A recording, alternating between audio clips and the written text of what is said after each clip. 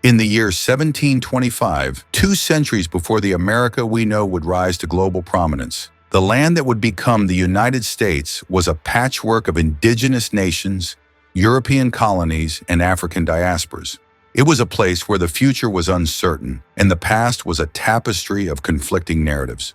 This Echoes of the Unborn Nation tells the story of the lives, struggles, and aspirations of those who walked upon this land many years before the arrival of a nation. Within the deep forests of the Ohio Valley, a young Lenape warrior named Ahanu stood at the edge of a clearing, his breath misting in the cool autumn air. The forest was filled with the noises of crunching grass and far-off animal cries, but Ahanu felt something more, a tension that seemed to emanate from the land itself. The Europeans were encroaching further into Lenape territory, and the delicate balance of life was shifting. Ahanu's people had lived on this land for generations, following the rhythms of nature and honoring the spirits that dwelled within it. But now the world was changing. The Europeans brought with them strange tools, diseases, and a relentless hunger for land. Ahanu knew that the days of his people's way of life were numbered, but he also felt a deep connection to the land that could not be severed.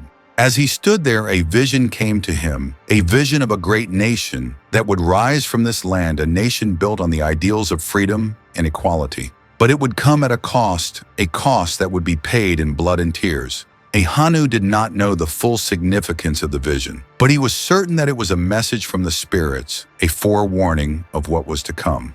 In the busy port city of Boston, a young woman named Elizabeth Winthrop looked out at the ships moored in the harbor. Her father, a successful merchant, had recently come back from a trip to the Caribbean with exotic wares and tales of far-off places. Elizabeth yearned to travel the world beyond the borders of her tiny colonial town, but she was aware that her own future would probably be one of marriage and domesticity. Elizabeth lived in a world of formal social hierarchies and inflexible gender roles, but she felt secretly a hunger for something better. She had read forbidden books brought from Europe, books which wrote of liberty, reason, and the rights of man. They moved something inside her, a hunger for a world in which human beings could be free and forge their own destinies. Looking out at the vessels in the harbor, Elizabeth fantasized about a future when the colonies would be freed from the shackles of the British Empire and chart their own destiny. She had no idea how or when this would be, but she had a feeling deep within her that it was a certainty. Revolution had already taken root, and in time, it would become a huge tree. On a Virginia plantation, a man called Cato worked in the blistering sun, his hands hardened by years of toil. He had been born a slave, and he knew nothing else.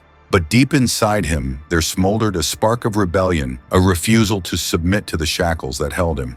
Cato had heard rumors of a land referred to as Haiti, where slaves had revolted against their owners and declared their freedom.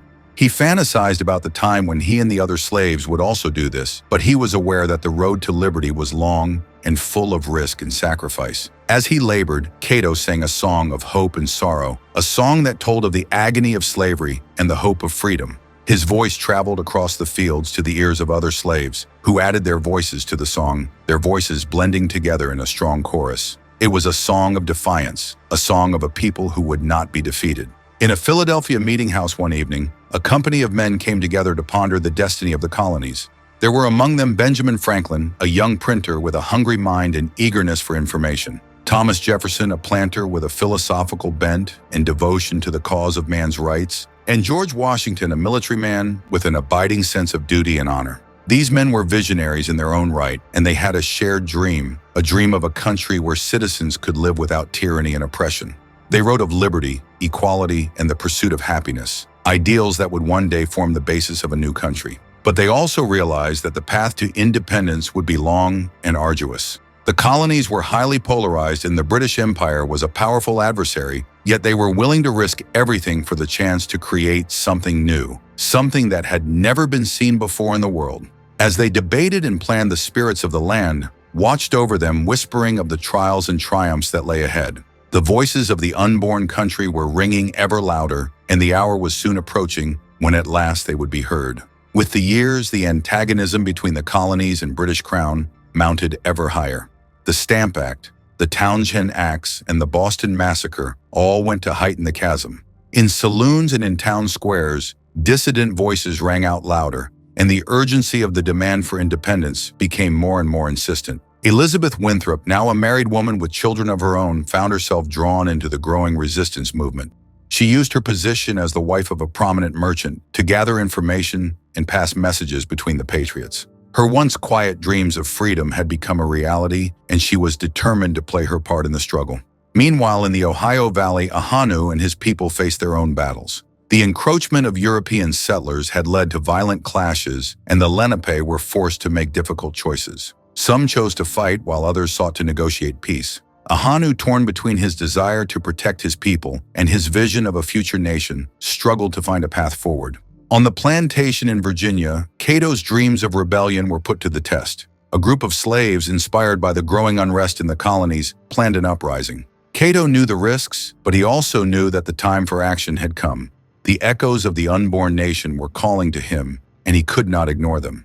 In April 1775, the first shots of the American Revolution were fired at Lexington and Concord. The colonies were now at war with the British Empire, and the dream of independence was no longer a distant hope, but a tangible reality. Elizabeth Winthrop watched as her husband and sons joined the Continental Army, leaving her to manage the family business and care for their home. She felt a mix of pride and fear as she sent them off to fight for the cause she had long believed in.